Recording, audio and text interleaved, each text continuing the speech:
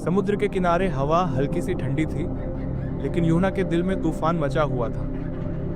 उसे खुदा ने पुकारा था, एक आवाज जो रूह तक उतर गई। यूहन्ना, उठ और नैनवा के शहर जा। उन लोगों से कह दे कि उनके गुनाह बहुत बढ़ गए हैं। मगर यूहन्ना का दिल खौफ से भर गया। नैनवा, वह शहर जो जुल्म और गुनाह का मरकज था।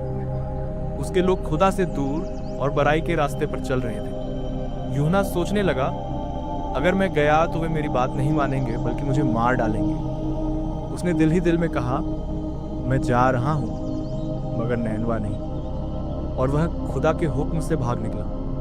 यूहन्ना ने अपना सामान उठाया और एक कश्ती पर सवार हो गया जो तरशीश जा रही थी, नैनवा के बिल्कुल उल्टे रुख में। समुद्र पर सुकून था, मगर उस सुकून के तहे में एक छुपा हुआ खौफ था।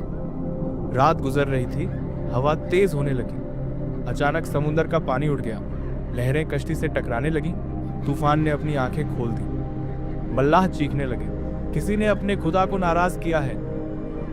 हर शख्स अपने देवता को पुकार रहा था, मगर यूहन्ना वह सो रहा था। कप्तान ने उसे जगाकर कहा, तू कैसे सो सकता है? उठ और अपने खुदा से दुआ कर। यूहन्ना ने आंखें खोली। उसका चेहरा उदास था। धीरे से बोला, यह तूफान मेरे कारण है। मैं खुदा के हुक्म से भाग गया हूं। सब लोग हैरान रह गए। तो हम क्या करें? यूहन्ना ने खामोशी से कहा, मुझे समुंदर में फेंक दो और तूफान रुक जाएगा। पहले उन्होंने इनकार किया, कश्ती को संभालने की कोशिश की, मगर लहरें और तेज हो गईं। आखिरकार उन्होंने यूहन्ना को उठाया और उसे समुंदर की गहरी लहरों में फेंक दिया। जैसे ही यूहन्ना पानी में गिरा, समुंदर फिर सुकूनमय हो गया। मगर यूहन्ना अंधेरे में डूब गया। हवा बंद, आवाज बंद, बस पानी का दबाव और डर। उसी वक्त खुदा ने एक बड़ी मछली भेजी, जिसने उसे निगल लिया। 3 दिन और 3 रातें यूहन्ना उस मछली के पेट में रहा। अंधेरा इतना गहरा था कि वह अपनी सांसों की आवाज तक सुन सकता था। उसके दिल से पुकार निकली, ऐ खुदा, मैंने तेरा हुक्म ठुकराया और अब अंधेरों में घिरा हूं। मगर तू रहम करने वाला है। अगर तू चाहे तो मुझे इस मौत से जिंदा निकाल सकता है। उसकी रूह रोती रही और खुदा ने उसकी दुआ सुन ली। तीसरे दिन मछली ने उसे समुंदर किनारे उगल दिया। यूहन्ना ने जमीन को छुआ, आंसुओं से उसका चेहरा भीग गया। उसने आसमान की ओर देखा और कहा, हे खुदा, अब मैं तेरे हुक्म से नहीं भागूंगा। फिर आवाज आई, उठ यूहन्ना, अब नैनवा जा। इस बार उसने न तो रुका न सोचा, सीधा नैनवा का रुख किया। शहर बड़ा था, 3 दिन का सफर। यूहन्ना ने गलियों में जाकर पुकारना शुरू किया, ऐ नैनवा के लोगों, अगर तुम अपने गुनाहों से तौबा नहीं करते तो 40 दिन बाद यह शहर तबाह हो जाएगा। यूहन्ना की आवाज लोगों के दिलों तक पहुंच गई। अमीर से गरीब तक सबने अपने कपड़े फाड़े, राख सिर पर डाली और रो रो कर खुदा से तौबा की। सुल्तान तक ने अपना ताज उतार कर कहा, हम सब रोजा रखेंगे और अपने गुनाहों से बाज आ जाएंगे। यह नजारा देखकर खुदा का दिल पिघल गया। उसने रहम किया और शहर को बचा लिया। मगर यूहन्ना वह उदास हो गया।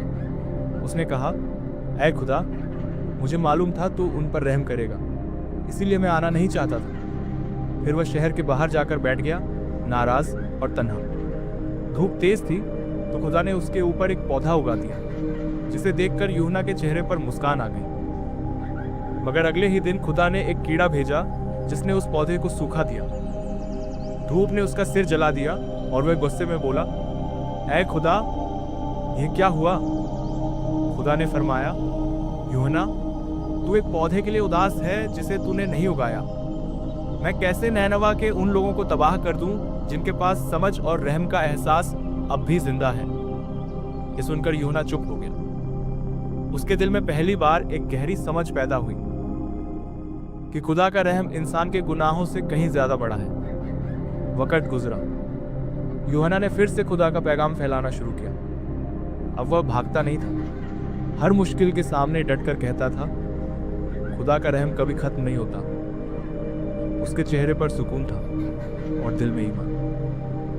उसने सीखा कि खुदा के रास्ते से भागना इंसान को अंधेरों तक ले जाता है, मगर तौबा और ईमान उसे रोशनी तक वापस लाते हैं। इस तरह यूहन्ना की जिंदगी मिसाल बन गई।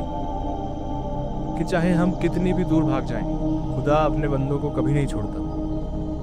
हर तूफान के अंदर एक पैगाम छिपा होता है और हर अंधेरा रोशनी का रास्ता बन जाता है। बस इंसान को तौबा करनी होती है।